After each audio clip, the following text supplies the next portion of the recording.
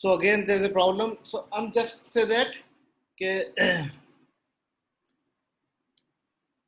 हम क्या कह रहे थे कि इंटर यूनियन जो होता है generally is not necessary subgroup, but union of a two subgroup H and K is a subgroup of a G if and only if this condition is satisfied.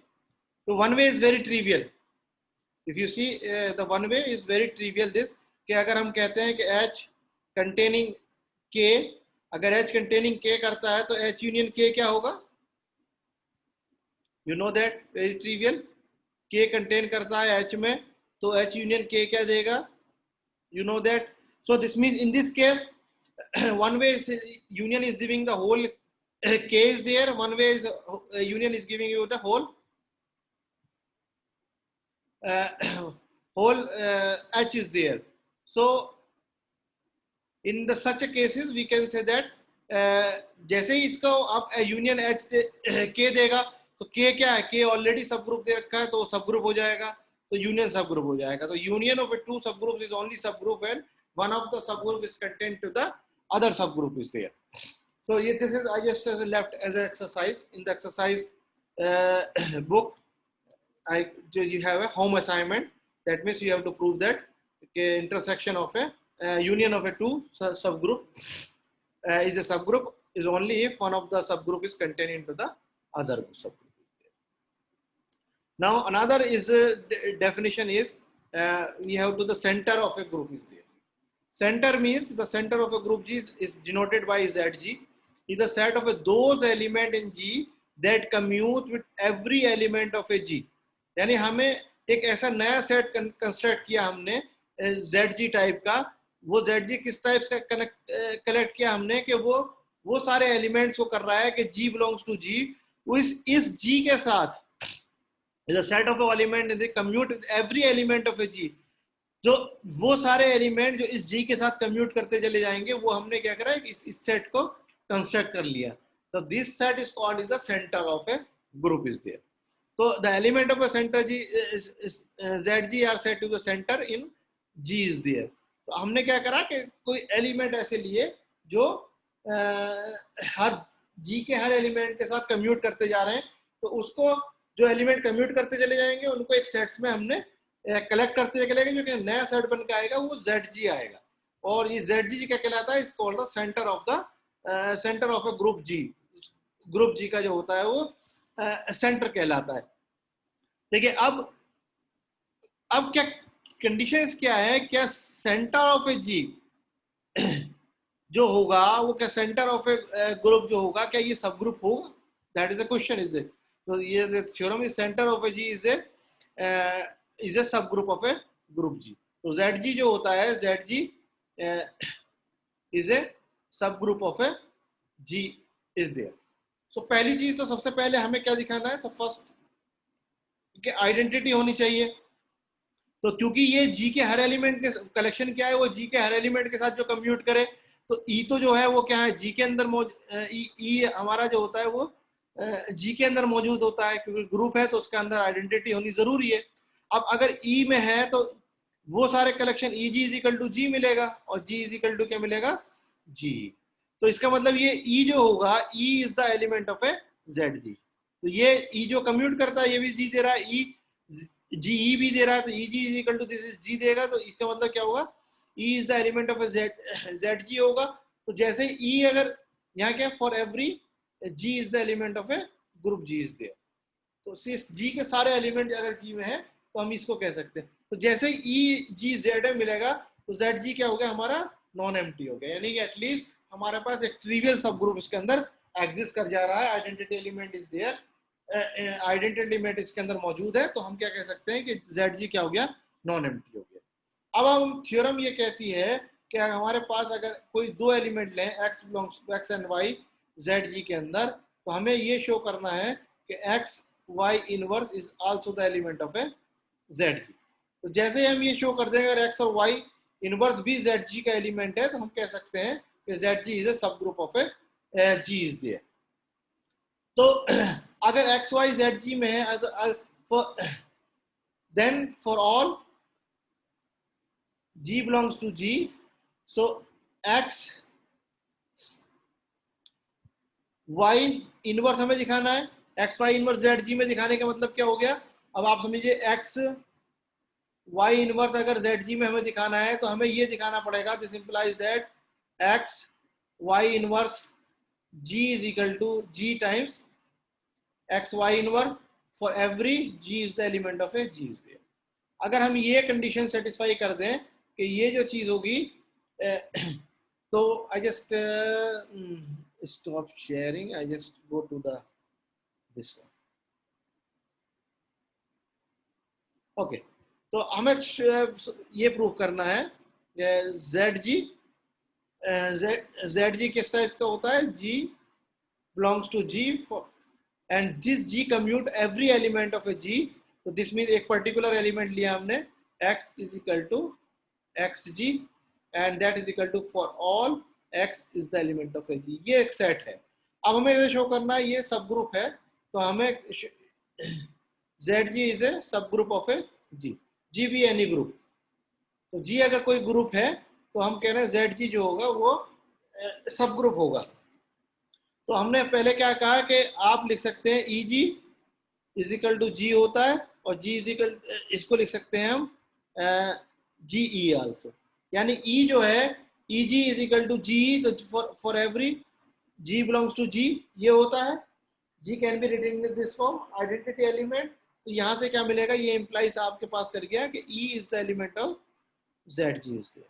तो जैसे ये इंप्लाइज करेगा E belongs to Z G क्या होगा, non amplitude. पहली condition हमारे पास satisfy होगी। अब क्या करेंगे हम लेनी है दो कंडीशन, अगर एक्स और वाई किसके एलिमेंट है, any two element of Z G. हमें प्रूव क्या करना है, हमें ये प्रूव करना है कि एक्स वाई इनवर्स भी जो है वो जेड जी का एलिमेंट है। अब इसको प्रूव करने के लिए एक्स और वाई इनवर्स भी जेड जी का एलिमेंट है, हमें क्या प्रूव करना पड़ेगा, हमें प्रूव करना पड़ेगा X Y inverse some G is equal to G times of a X Y inverse for every G is the element of a G. हमें ये चीज प्रूव करनी पड़ेगी कि हर ये। so now I just said that we take a left hand side and then we try to prove this। तो हमारे पास क्या है, x y inverse g is there। now this can be written as a x y inverse g is there। okay, x y inverse g e is there। now I just said that e is the identity element, so if e is the identity element this can be written as some y inverse is there, so this can be written as some y inverse is there। so now I just this e g है, g can be written as a g, तो ge जो है g के बराबर होता है। now I can say that x y inverse g and this can be written as a y inverse identity e is the identity element, so this can be written into this form। और आपके पास जो है x और y किसके element है, x और y किसके element है, zg के। अगर x zg का एलिमेंट है तो xg इज इक्वल टू क्या होगा, gx होगा, और y है तो yg इज इक्वल टू क्या होगा, gy होगा। ये होगा हमारे पास। तो क्योंकि x और y हम दोनों किसके एलिमेंट लेके चल रहे हैं, zg के लेके चल रहे हैं, तो ये दोनों कंडीशन सेटिस्फाई करेगा। तो यहाँ पर अगर हम इस पे gy हमारा जो होगा वो yg के बराबर हो जाएगा। so x y inverse yg and now we have a y inverse। अब इस पे मैं एसोसिएटिविटी कंडीशन अप्लाई कर लूंगा। So this is x can be written as a y inverse y g y इनवर्स। Now we have to just say that this y inverse किसके बराबर होगा, ये आइडेंटिटी के बराबर हो जाएगा, x identity g y inverse. So x identity g inverse, x identity जो होगा वो हमेशा e और g जो होगा वो g के बराबर होगा। सो x g y इनवर्स के बराबर हो जाएगा। और एक्स जी जो है, एक्स जी किसके बराबर है हमारे पास, जी एक्स के बराबर होता है, because X belongs to the Z G. So this can be written as a G X Y.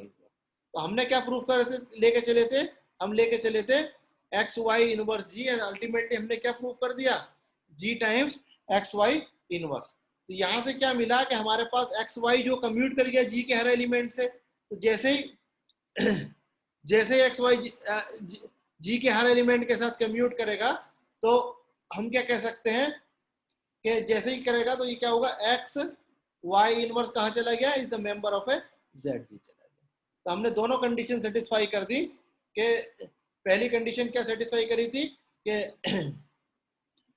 Z जी जो है वो नॉन एम्प्टी है, और दूसरी कंडीशन हमने क्या प्रूव कर दी कि एक्स वाई इनवर्स जो हो गया वो जेड जी, एक्स वाई इनवर्स जो है वो जेड जी का एलिमेंट हो गया। तो इसका मतलब क्या हो गया, जेड जी जो हो गया आपका is a subgroup of G is there. Now अब आप देखिए ये जो कह रहे हैं हम, ये जेड जी की बात कर रहे हैं।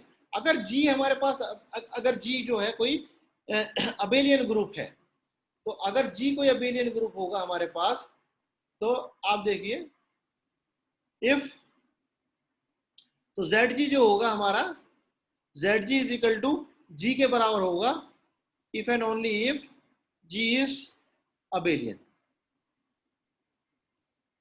अगर जी अबेलियन है इसका मतलब जी के हर एलिमेंट आपस में कम्यूट कर रहे हैं, और जी के हर एलिमेंट कम्यूट कर रहे हैं तो वो कहाँ चले जाएंगे, वो जेड जी में चले जाएंगे, तो जेड जी के बराबर हो जाएगा जेड जी जो होगा, क्योंकि हमारे पास जेड जी जो है, जेड जी जो है वो कलेक्शन है वो सारे एलिमेंट का जो जी के एलिमेंट के साथ कम्यूट कर रहे हैं for every X belongs to the G. अब जब जी अबेलियन हो गया इसका मतलब उसका हर एलिमेंट कम्यूट कर रहा है, जब हर एलिमेंट कम्यूट कर रहा है तो इसका मतलब जेड जी क्या होगा, जेड जी जो है हमेशा जी के बराबर हो जाएगा। सो this is, now is this clear proof? किसी को कुछ पूछना है इस प्रूफ के बारे में? Any doubt? Anybody any doubt in this? Okay, no doubt, very good. So now we have another definition. So another definition is, I just say that this is center. Observe that ZG is equal to G. If G is abelian, then we can say that is a group is there. Now another definition is, if G is a group and S कोई एक subset ले लिया, non empty subset, phi is not equal to S subset of a G। एक non empty subset लिया हमने G का, तो ये क्या होगा, द सेंट्रलाइजर ऑफ एस, इस एस का सेंट्रलाइजर को हम डिनोट करेंगे सी, इस ग्रुप का सेंट्रलाइजर सबसेट एस, ये क्या होगा आपके पास G element of a G, and G A belongs to A, यानी कि जी, ये जी जो है एस के हर एलिमेंट के साथ कम्यूट करे। जो एस लिया है ना, वहां तो हमारे पास जी की बात कर रहे थे, there is a difference between the Z G and S. तो अब एस, वहां तो जेड जी की बात कर रहे थे, यहां पर क्या लिया हमने, एक सबसेट ले लिया जी का। अब जो सबसेट आया जी का, ये तो जी है आपका, यहां पर हमने क्या ले लिया, एस ले लिया, this is a subset of ji.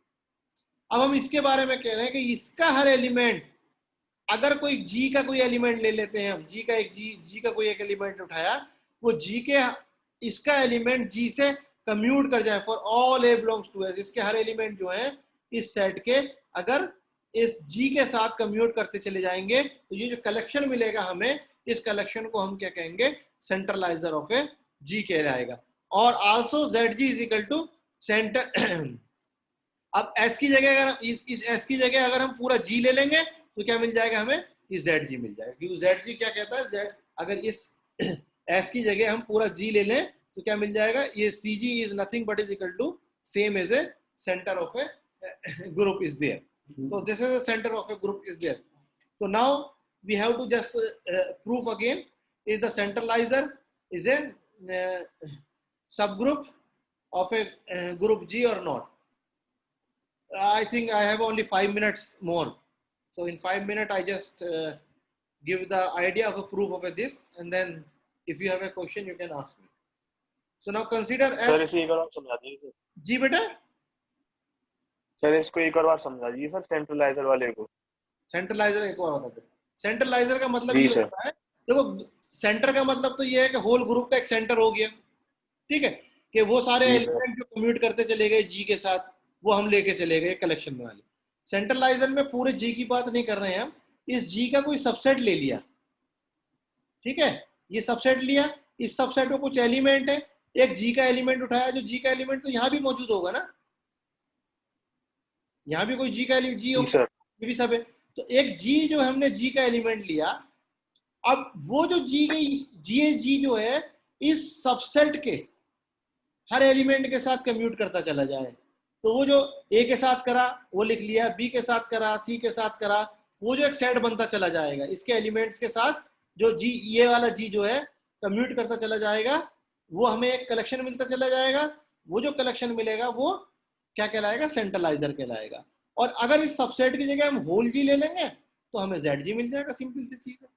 Z G में तो यही कहा था हमने कि जी बिलोंग्स टू जी है, और क्या था, X G is equal to G X for every X is the element of a G, यानी कि एक्स जो जी का हर एलिमेंट का कलेक्शन लेते चले गए, यहाँ पे हमने लिए उठाई ये एलिमेंट, एक एलिमेंट जी उठाया यहाँ से, इसके साथ जो जो कंप्यूट करते चले गए उनको एक सेट मर्ज करते गए, वो क्या बन गया, जेड जी बन गया आपके पास।